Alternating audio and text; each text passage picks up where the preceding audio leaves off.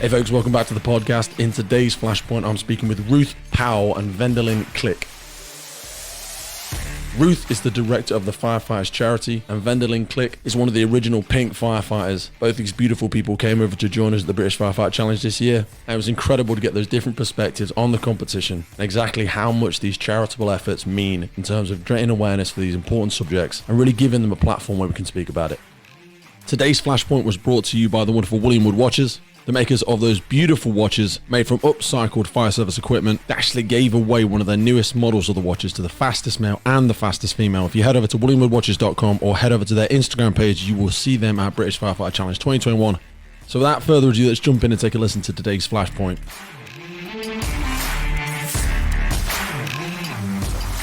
Ruth, Powell, Vedelin, Clique. How are we doing, guys? British Firefighter Challenge 2021. Well, here we are in the most beautiful, gorgeous sunshine. It is, isn't it? In October, and I'm standing in front of fire appliances and firefighters in pink safety gear, and it's just fantastic. It's absolutely amazing. Now, this is the first time you've seen the pink firefighters, isn't it? Yeah. What did you think of it? I mean, we're trying to raise awareness for breast cancer awareness. We do a lot of work with the Firefighters charity as well. How do you see that intertwining? Is it a valuable thing? As a woman yourself, what's your thoughts? It's massively important because we serve the whole fire family, partners, spouses, dependents, mums, daughters. It's massively important. And so I just think it's such a fantastic idea. Yeah. And I'm all for raising awareness. And I think, you're very brave wearing it. I want to say something. Now, Vedelin is one of the originals as well. Now, Vedelin's the first time coming over. It's the second time coming over for the British Firefighter Challenge. How did you find it? The Fire Service College, you haven't been here before, have you?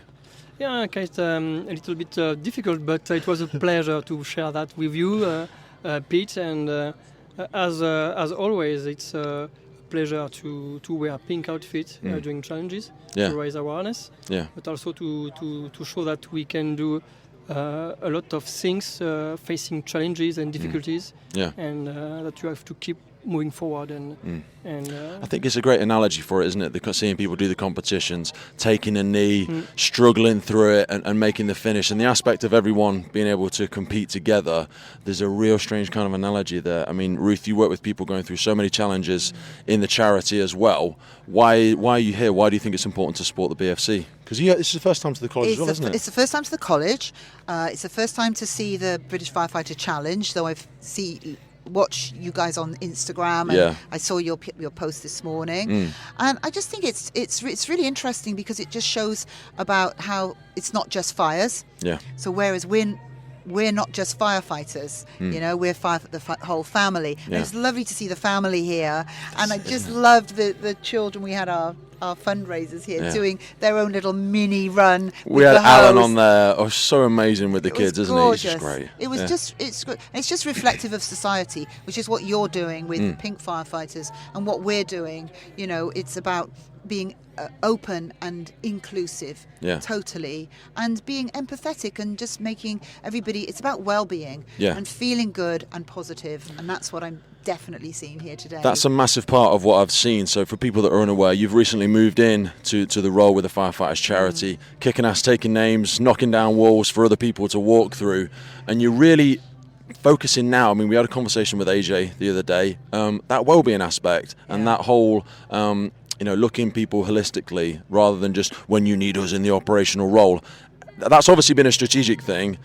How is that going to manifest itself over the next 12 months for you? What's the game plan? How do we see the Firefighters charity evolving? The first thing you're going to see is you're going to see a lot more of us. We are visible, we're proactive, we're going to come in, we already are inside in the services, more of a partner alongside you. I've said to so many of you, we know that we're in your heart, but we need to be in your DNA and in your front of mind so that you pick up the phone, you just don't even hesitate. Never hesitate to call. It should be in everybody's phone book. It should be everywhere. Absolutely. And that's what you'll see. You'll see us on your phone. Have you got your phone? Because the My Firefighter charity, My FFC, is going to be launched next week, which is our app. That's a big conscious decision, isn't it? Because we've been posters, we've been this and that for so many years that people are getting left behind, not because they're doing anything wrong, but because they're struggling with change. Now, from your past and your career and working with Apple and all that sort of stuff, you're not averse to change. You've had to not drag, but I'm sure there have been some aspects of dragging, kicking and screaming.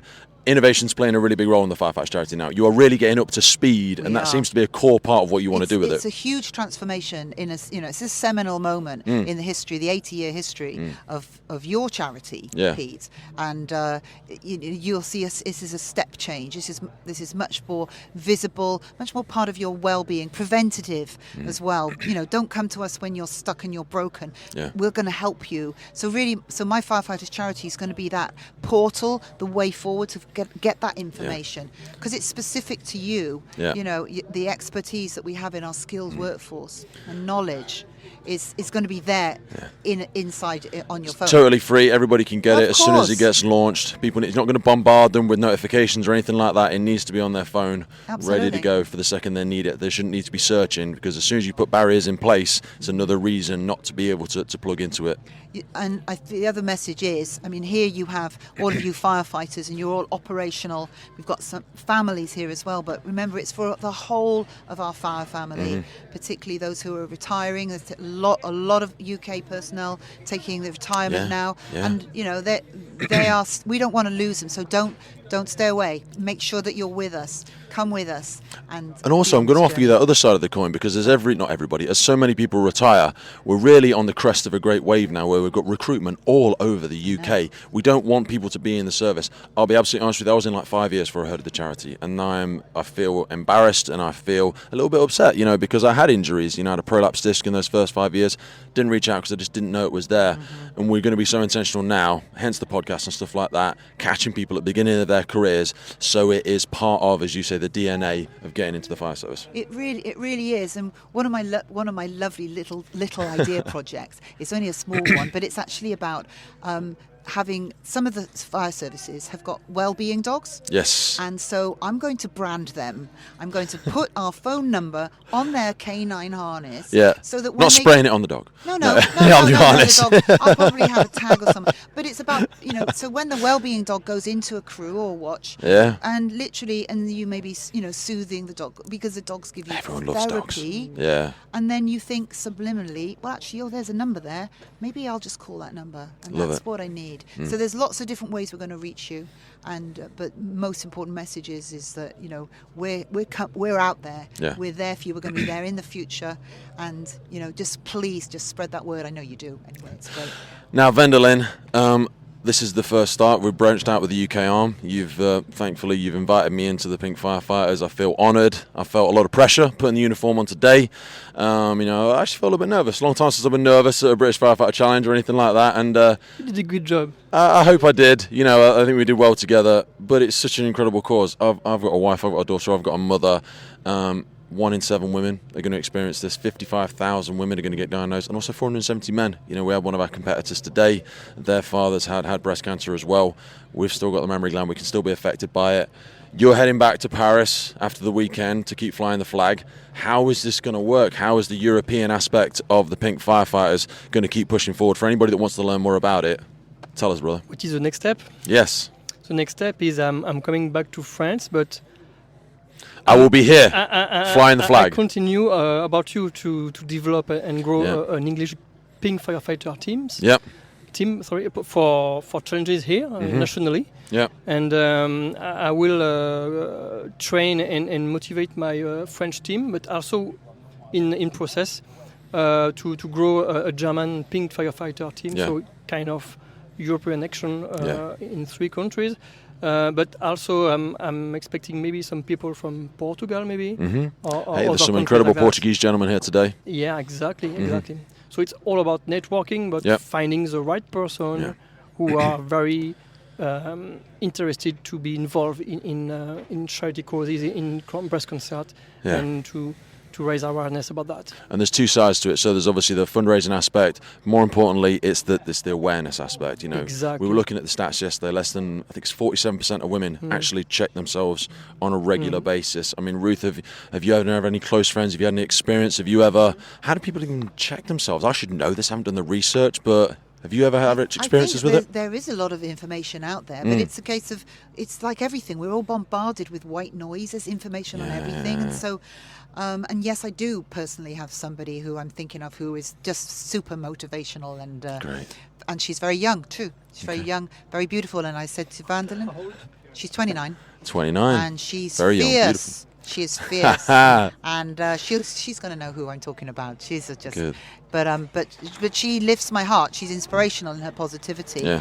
But I think that in terms of raising awareness, I want to really just clarify that it's not just England, okay? No. Because of course I'm Welsh, so Yes, we're going to go Wales, 100%. Scotland, Yeah. and the whole of the UK and Cancer Northern does not Ireland. discriminate, doesn't care where you're from, doesn't care how old you are, race, colour, it includes absolutely everybody, doesn't play any favourites. And there's a massive aspect there that we just want people to get comfortable with their bodies, get used to you're in the shower anyway, be proud of yourself, get to know yourself, and know what feels right and know what feels out of place. If I can add something, please do. I think we are all involved because we are men, but because we are men, we have mothers, we have wives, sisters, daughters, etc. And if maybe it's about raising awareness, maybe it's only about a woman problem, Yeah. It's everybody is involved, and everybody. If you are a man and if you want to take care about your family and your friends, you have to talk about that. 100%. And because we don't talk,